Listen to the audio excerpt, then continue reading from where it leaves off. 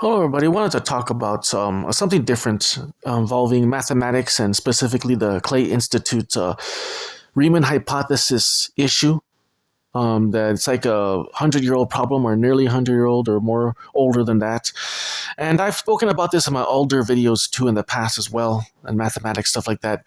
But I want to talk about why it's so hard to solve these big problems, and it has to do with the very nature of our numbers and the nature of how the numbers work and why the numbers cause problems and not being able to solve these math problems.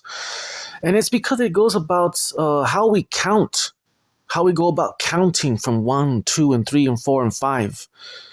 The nature of the numbers are very clunky and very like building block-ish, they're very they kind of get in the way of the question.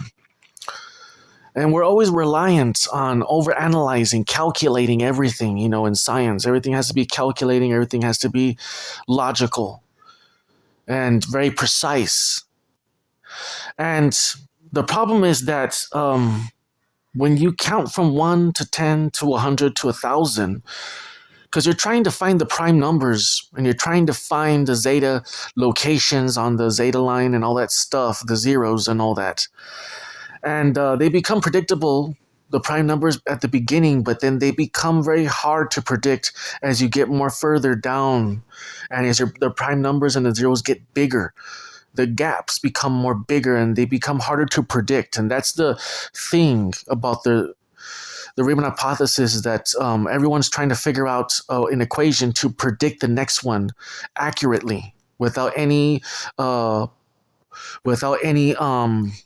like missing numbers or any spaces between or anything else like that. Just accurate, pinpoint accurate. And the thing is, though, is that the numbers themselves are not allowing that because of how they become so big. The nature of the numbers becomes so big that they become a problem unto themselves. And they become very hard because you're, 1,500,000, 36, whatever, like you see the numbers, 1,500,036, 152. That's a lot of numbers in one number, and that makes up a number. Those numbers make up a number. So you have to count to a number that has numbers in them. So it overcomplicates things. The nature of numbers is like building blocks. You have to pile it all on top of each other. So you create a new number out of all the other lower numbers.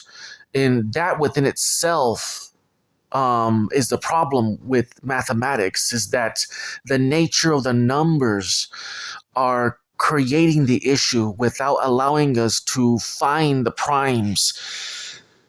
Because you have to understand that the mathematics is in our imagination. It's something that we created ourselves. And that we're kind of we're going around circles, chasing our tail in a circle, and we're kind of digging ourselves in a hole by our own creation, shooting ourselves in the foot.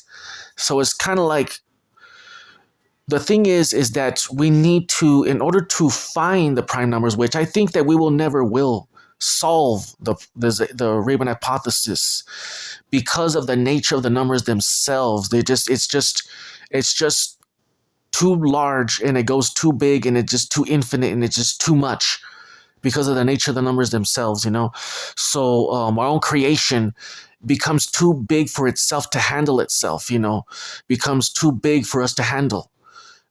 So we had to rely on intuition. We had to rely on instinct. We had to rely on spiritual, in order to solve the math problems that we create, the Hodge conjecture, the Clay Institute, other math problems.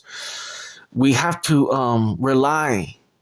And a lot of times we will find solutions, but they may not even be mathematical. They may be more visual, more intuitive, something that speaks to you at a different level that doesn't require calculations or cold calculating logical mathematics. It's something that's more of a vision, like an image, something different. So we had to venture into ourselves and trust our instinct and trust our intuition spiritually in order to solve these problems, because we can't rely on math to solve everything. In the future, I think that we're going to drift away from math, and we're going to create the science will still grow, inventions will grow, devices will come, but they're going to come without the need of calculating and equations all the time. So that's what I think about the future mathematics and the problem with the Clay Institute and Riemann hypothesis and just mathematics and all.